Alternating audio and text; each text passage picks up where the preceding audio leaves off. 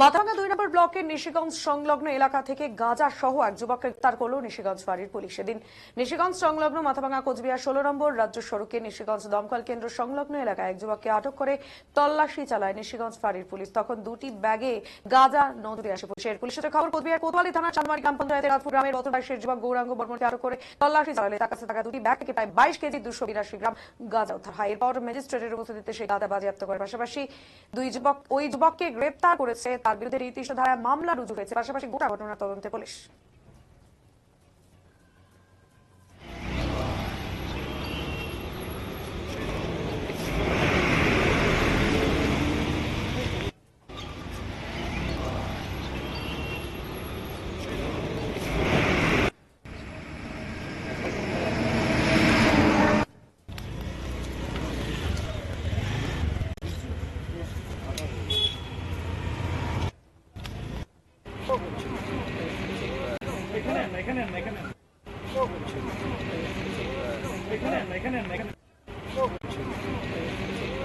এখানে